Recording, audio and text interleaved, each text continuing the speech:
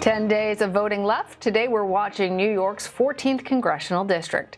Congresswoman Alexandria Ocasio-Cortez is up for re-election there. It's a largely Democratic area, and AOC is a strong favorite to win re-election. But the race has still been getting some attention. Ocasio-Cortez is running against Republican candidate John Cummings, who's a high school teacher in the Bronx. And John Cummings joins us now. We should point out, though, we have reached out to Congresswoman Alexandria Ocasio-Cortez for an interview. We have yet to hear back. Welcome, John. You're a former history and government teacher at a Catholic high school. You're also a former NYPD officer. Tell us about why you decided to run and how your background would help you if elected. First of all, Anna, thank you for having me. I think my background helps me tremendously as I make my way around the district. Two of the most important issues are education and crime. And obviously, I have hands-on life experience with both issues. And that's really been a good selling point for us as I make my way around the district. As far as getting into the race, my students have been after me for years to run. You know, I'll be in class and like, Mr. Cummings, you should really run for office. You know, all of this stuff. And then finally, I decided, you know what? No regrets. I'm going to take my shot now. I got into it. We have 10 days left. It's been exciting, a great experience, and we're poised to pull off a big upset here. As we mentioned, you are running against a very popular figure in the progressive wing of the Democratic Party. AOC is also, let's go ahead and be frank, she's likely to win re-election. So how are you campaigning against her, and do you care to weigh in on what you think your own chances are? I think the chances are much better than everybody thinks. I've said since the beginning of this campaign that this district is heavily Democrat. It's not heavily socialist. There are a lot of Democrats here who are union people. They like their health insurance. The congresswoman wants to ban private health insurance. They like their 401ks. They don't want to be taxed. They appreciate the police and the jobs that they do. Nobody here wants it to fund the police. Nobody wants to ban charter schools. So I have a lot of winning issues here. And the one thing that I've found that the people in New York 14 really understand is that this is a local election. This district in New York 14 has lacked local representation for a very long time. And if people want to find out where I stand on the issues, we're at Cummings2020.com. It's Cummings2020.com. All right.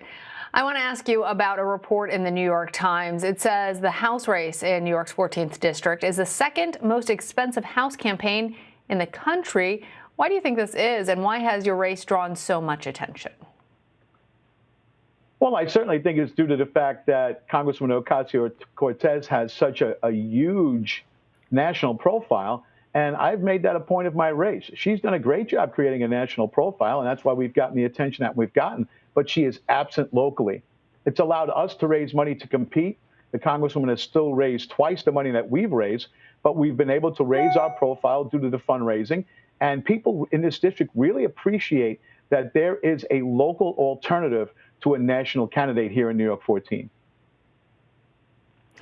All right. Well, you've brought in millions of dollars for your campaign. Has the National Republican Congressional Committee sent any significant financial help your way, or has that been mostly from individual donors? We have gotten no help from the party financially whatsoever. Our average donation is $35. We've gotten donations from over 250,000 people around the country. Like I said, the Congresswoman's national profile has helped us raise money nationally. But I think people also appreciate the contrast. I think there were 8 Republicans that got into this race at the beginning.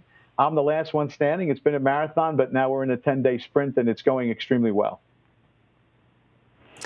All right. Well, you also say in one of your campaign videos that Ocasio-Cortez has, quote, left the district behind.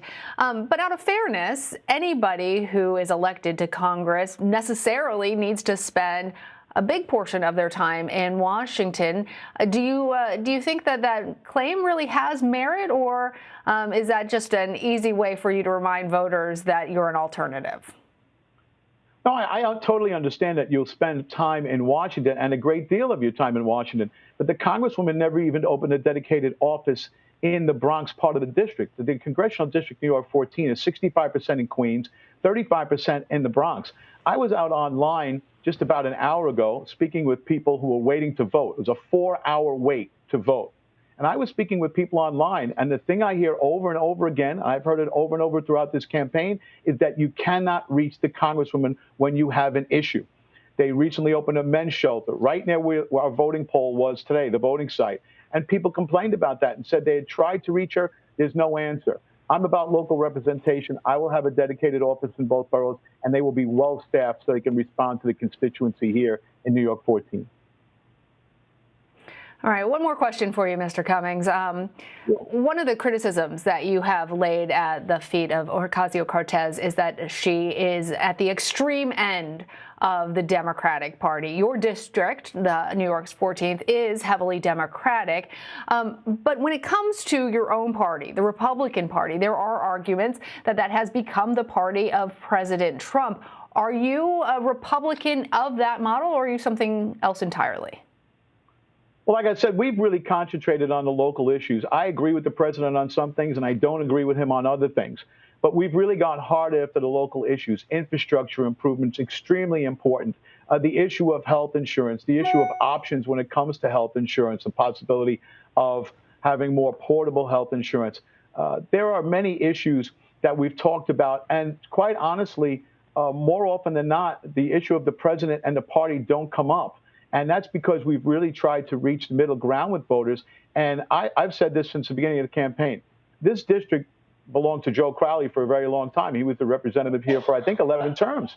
And I have a lot more in common with his voters, who are obviously Democrats, than the Congresswoman does, because she is so far to the left. And we've made up some real ground there. And like I said, we're poised to pull up a big upset here. All right. John Cummings, thank you.